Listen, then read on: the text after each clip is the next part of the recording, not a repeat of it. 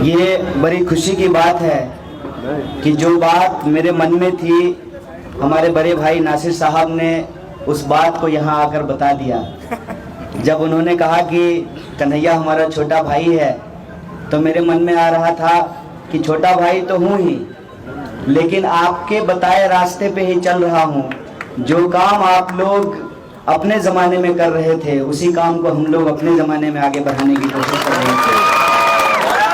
और उन्होंने एक और हमारा काम आसान कर दिया कि यह जो मंच है, इस मंच पे जो बैठे हुए लोग हैं सबका स्वागत उन्होंने कर दिया।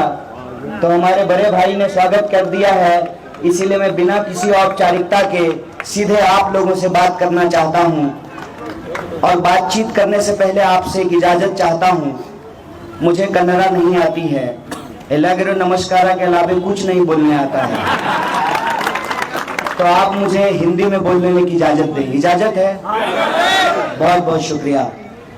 मेरी आवाज़ जहां तक पहुंच रही है, गुलबर्गा के कलबुर्गी की इस महान भूमि के आप सभी ज़हीन आदरणीय बुजुर्गों का, नौजवान दोस्तों का, माताओं बहनों का, प्यारे प्यारे बच्चों का, मेहनत मजदूरी करके, दुकानदारी करके, बिजनेस करके, ठेला रिक्शा चला करके, अपने खून पसीने की कमाई से नौकरी करके अपने परिवार का भरण पोषण करने वाला आप तमाम मेहनत का आवाम का मैं क्रांतिकारी इस्तकबाल करता हूं। आपका हार्दिक अभिनंदन।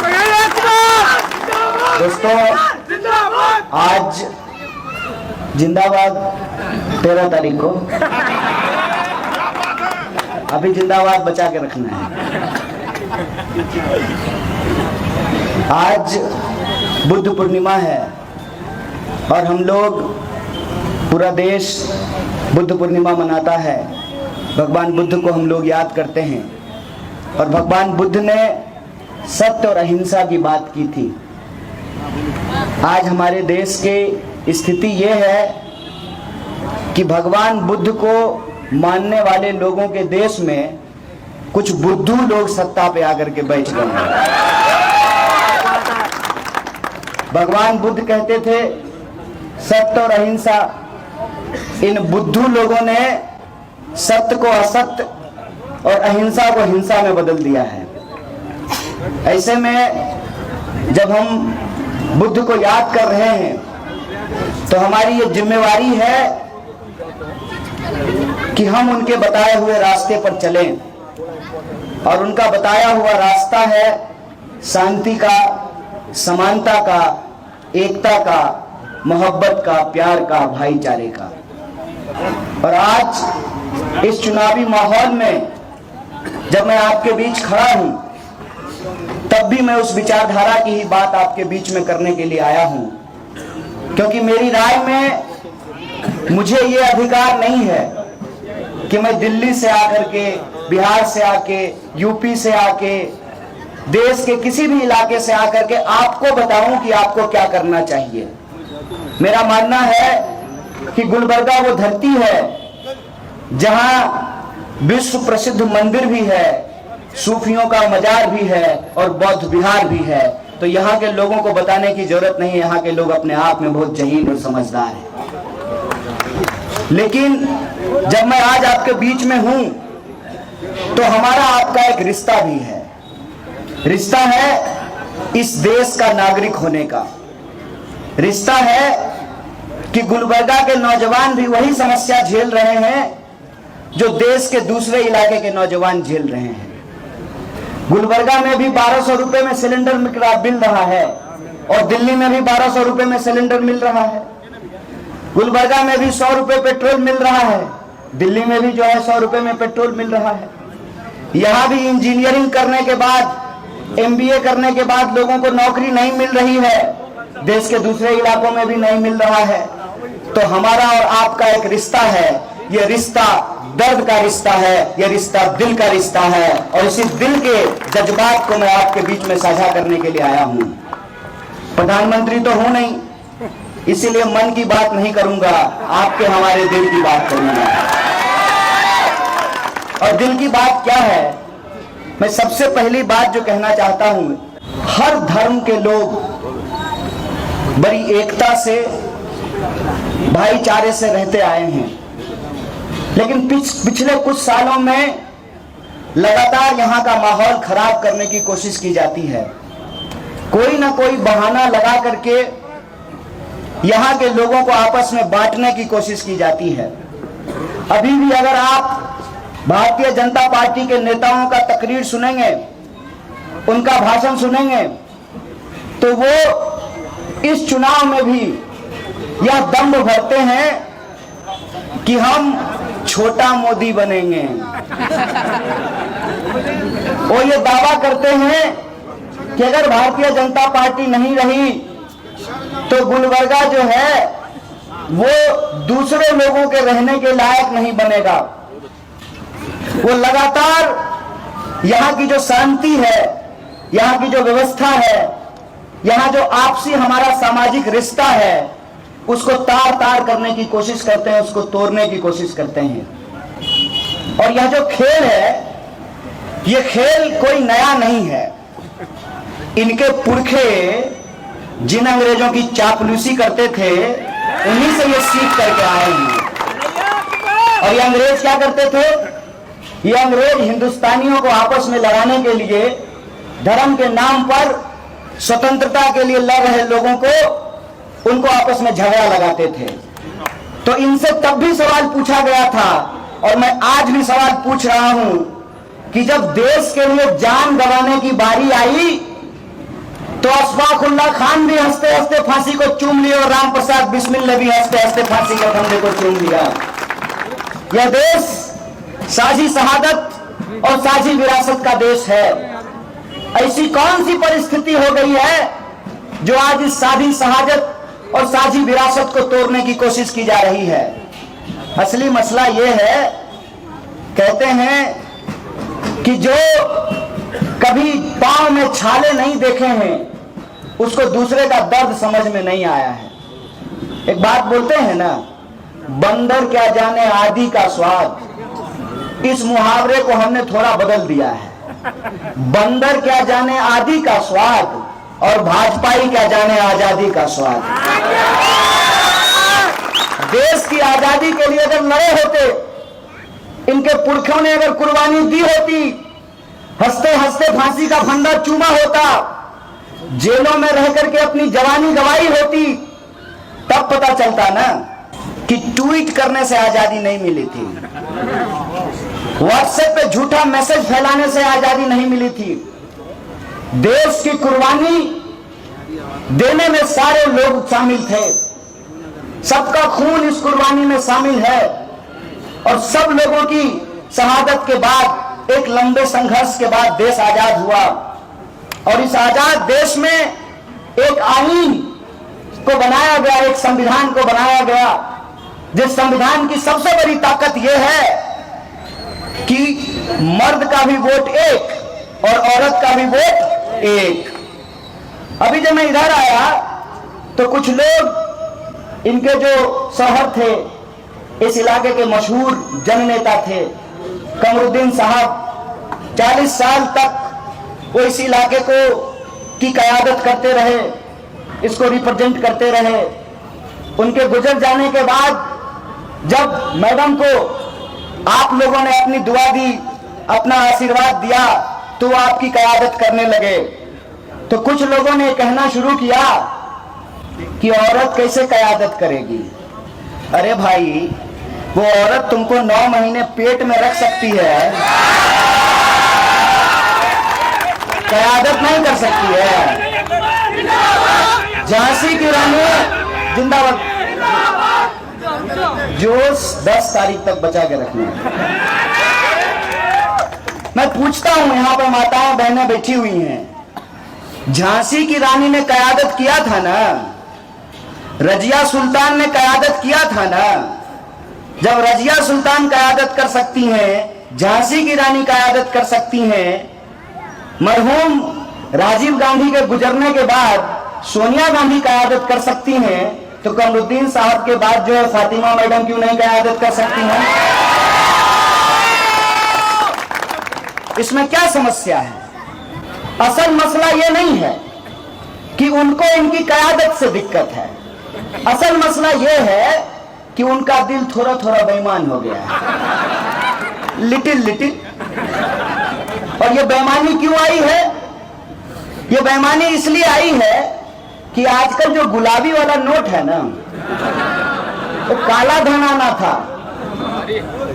काला धन, आया है गुलाबी धन। ये गुलाबी धन बड़ा रंगीन है और इसने एक नया शगुफा छोड़ा है। वो सीधे तो विरोध कर नहीं सकते हैं, तो उन्होंने एक नया शगुफा छोड़ा है कि औरत क़यादत नहीं कर सकती है। भाई साहब, औरत हमको पैदा कर सकती है, औरत हमको पाल सकती है, औरत हमको बड़ा कर सकती है, लेकिन औरत जब इन चीजों से फ्री होकर के समाज के लिए काम करना चाहे तो वो क़यादत नहीं कर सकती है। क्या बात है? ये बात क्यों बोला गया है? असली मसला ये है कि वो सीधे सीधे भाजपा के लिए वोट नहीं मांग सकते हैं, क्योंकि अगर सीधे सीधे भाजपा के लिए वोट मांगेंगे तो कल को लोग उनसे पूछेगा, क्यों साहब ये ईमान हराम कैसे हो गया, ये बेईमानी कहां से आई? लोग राह चलते पूछेंगे। तो उन्होंने नया शगुफा छोड़ दिया है। आप इसको अपने दिल पे मत लीजिएगा। इस कनीर फातिमा साहिबा, हम आपको कह रहे हैं, आप बिल्कुल इसको दिल पे मत लीजिए। अरे आपके बच्चे भी कभी आपसे नाराज हो जाते होंगे। 2 बच्चे होते तो कहते हैं कभी कभी कि अम्मी तुम उसको ज्यादा मानती हो, उनको कम मानती हो। तो असली मसला इसमें कुछ और है। सीधे सीधे भाजपा का वोट नहीं मांग सकते हैं, तो उनका ईमान थोड़ा डोल गया है, थोड़ा हिल गया है, तो उन्होंने ये शगुफा छोड़ दिया है। मैं कहता हूं कि आज के वक्त की जो नजाकत है, और अगर आप ईमान वाले इंसान हैं, ईमानदारी से आप इस सिचुएशन को अगर समझते हैं, तो आप यह बात बखूबी समझते हैं ना कि ये जो बिल्डिंग खड़ी है, ये जो है, ये हमारे पास कोई अलादीन का चिराग तो है नहीं कि गिली गिली पम छू कहेंगे और बिल्डिंग बन जाएगा। ये एक एक ईंट जोड़ करके ये बिल्डिंग बना है ना, तो हर ईंट इंपॉर्टेंट है। जो ईंट नीचे जमीन में दबी हुई है, जो हमको आंख से नहीं दिख रही है, वो भी इंपॉर्टेंट है, और जो ऊपर लगी हुई है वो भी इंपॉर्टेंट है। एक एक ईंट जब इंपॉर्टेंट है तभी तो यह बिल्डिंग बना है।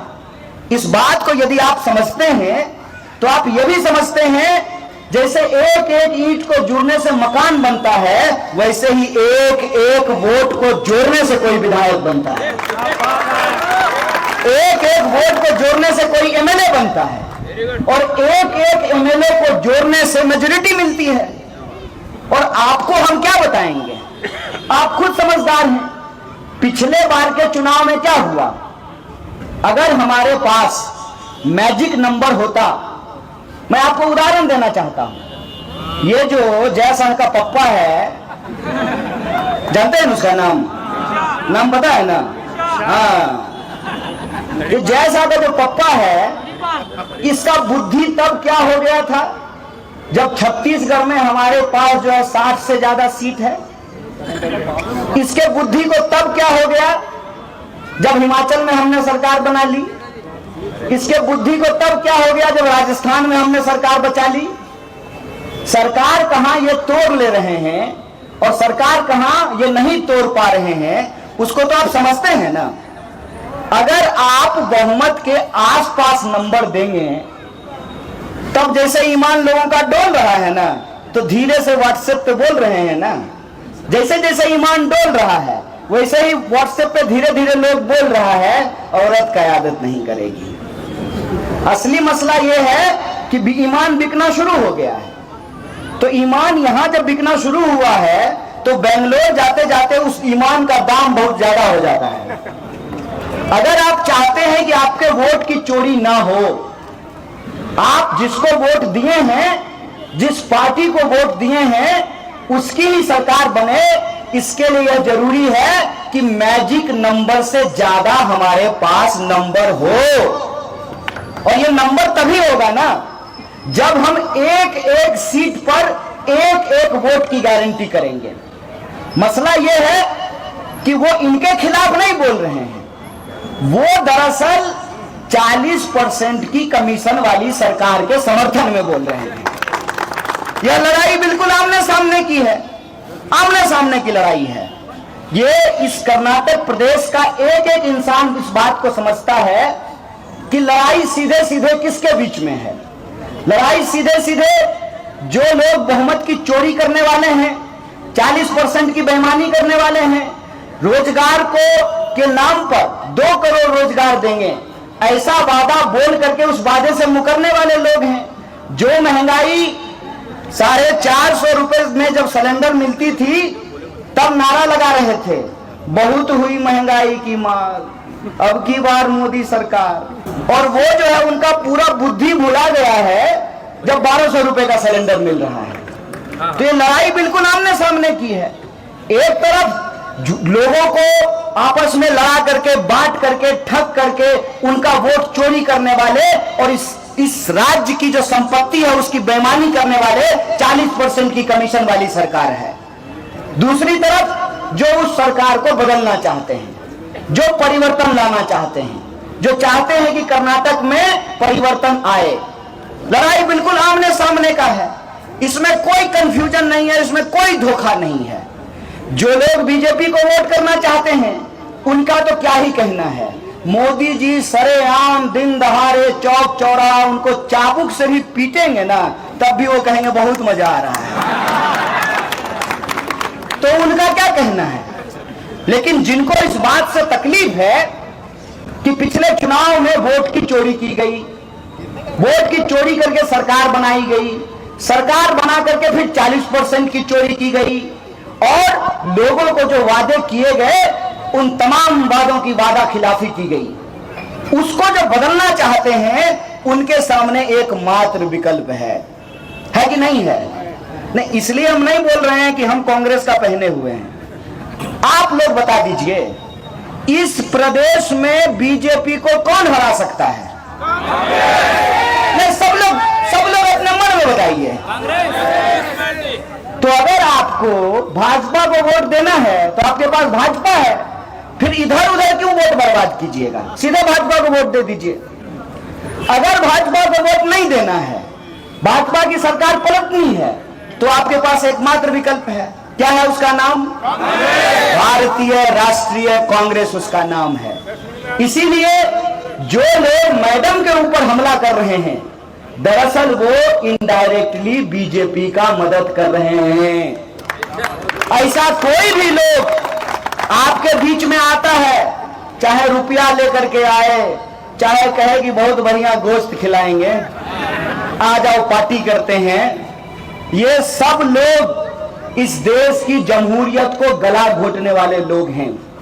अगर आप जमहूरियत को बचाना चाहते हैं, अगर आप चाहते हैं कि पूरा देश जिस तरीके से उम्मीद भरी नजरों से कर्नाटक की तरफ देख रहा है, मैं बिहार गया, उत्तर प्रदेश गया, दिल्ली गया, हर जगह लोग जाकर के यही पूछते हैं कि कर्नाटक में क्या होगा।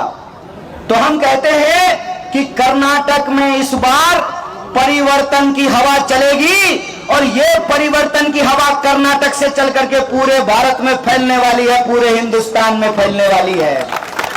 इसीलिए जब आप 10 तारीख को वोट करने के लिए जाइएगा तो ये वोट आप सिर्फ गुलबर्गा के लिए नहीं कीजिएगा, ये वोट आप सिर्फ कर्नाटका के लिए नहीं कीजिएगा, बल्कि हिंदुस्तान के भीतर आप जमहूरियत की रक्षा के लिए वोट कीजिएगा। इस बात को याद रखिएगा। और अगर आप जमहूरियत को बचाना चाहते हैं, जिस जमहूरियत ने हमको और आपको बराबरी का अधिकार दिया है, जिस जमहूरियत ने यह बात सुनिश्चित किया है कि टोपी पहनने वाले का भी वोट एक और टीका लगाने वाले का भी वोट एक, महिला का भी वोट एक और पुरुष का भी वोट एक, उस जमहूरियत की यह ताकत है जिसके बदौलत सरकार की यह जिम्मेदारी तय करनी पड़ेगी कि अगर हमारे टैक्स के पैसे से 8,500 करोड़ का हवाई जहाज वजीर आजम के लिए खरीदा जा सकता है, तो हमारे बच्चों के लिए स्कूल भी बनाना पड़ेगा, अस्पताल भी बनाना पड़ेगा, स्कूल भी बनाना पड़ेगा। यह जो सकारात्मक एजेंडा है जिसको लेकर के भारतीय राष्ट्रीय कांग्रेस आपके बीच में आई है कि अगर आपकी दुआ हमको मिलती है, आपका आशीर्वाद हमको मिलता है, अगर आप अपने एक एक वोट को बटने से बचाते हैं और एकजुट होकर के अगर आप भारतीय राष्ट्रीय कांग्रेस को अपना आशीर्वाद देते हैं, तो 10 तारीख को आपके आशीर्वाद से, आपकी दुआ से 13 तारीख का जो परिणाम होगा वो कर्नाटक में बदलाव का आगाज करेगा। और यह बदलाव सिर्फ कर्नाटक तक नहीं, यह पूरे हिंदुस्तान में फैलेगा, हमारा ऐसा भरोसा है। इसीलिए मैं आप तमाम लोगों से यह आग्रह करना चाहता हूं कि पूरा देश आपके तरफ टकटकी लगाए, उम्मीद भरी नजरों से देख रहा है और आप इस उम्मीद पे पानी नहीं फेरने देंगे, हमारा ऐसा मानना है। और आपकी जिम्मेवारी खास करके और बढ़ जाती है, क्योंकि भारतीय राष्ट्रीय कांग्रेस के अध्यक्ष माननीय मल्लिकार्जुन खड़गे साहब इसी मिट्टी के पैदाइश हैं। इसीलिए मैं आपसे सिर्फ एक वोट नहीं मांग रहा हूं, मैं सिर्फ ये नहीं कह रहा हूं कि हमारे एक कैंडिडेट को जिता दीजिए, मैं आपसे आपका आशीर्वाद मांग रहा हूं, आपका समर्थन मांग रहा हूं, आपकी दुआ मांग रहा हूं कि गुलबर्गा के भीतर पूरा 9 का 9 सीट हमको चाहिए और 150 सीटों के साथ हम कर्नाटक में सरकार बनाएंगे। और अगर हमारी सरकार बनेगी तो यह सरकार आम लोगों की सरकार होगी, वो 40% बेईमानी वाली सरकार नहीं होगी, ये वादा करके मैं आपसे जा रहा हूं। और अगर आप ये परिवर्तन करने के लिए तैयार हैं तो मैं आपसे यही आग्रह करना चाहता हूं कि यह लड़ाई 2 दल के बीच की लड़ाई नहीं है, यह लड़ाई 2 विचार के बीच की लड़ाई है। और अगर आप मोहब्बत में भरोसा करने वाले लोग हैं, बोलिए मोहब्बत में भरोसा करने वाले लोग हैं कि नहीं है? हाथ उठा करके बताइए, इस देश को बचाने वाले लोग हैं कि नहीं है? तो आपका समर्थन, आपका एक एक वोट जो फातिमा मैडम है उनको मिलेगा और पूरे के पूरे 9 सीट गुलबर्गा में हम जीतेंगे और नया सरकार बना करके इस देश में एक नया उदाहरण पेश करने का काम करेंगे। जो बदलाव का बटन आप यहां दबाएंगे, इसकी गूंज पूरे हिंदुस्तान में सुनाई पड़ेगी, ऐसा हमारा भरोसा है। इसी आशा और विश्वास के साथ आप तमाम लोगों को एक बार फिर से दिल से शुक्रिया अदा करता हूं। शुक्रिया, इनकलाब जिंदाबाद, जय हिंद।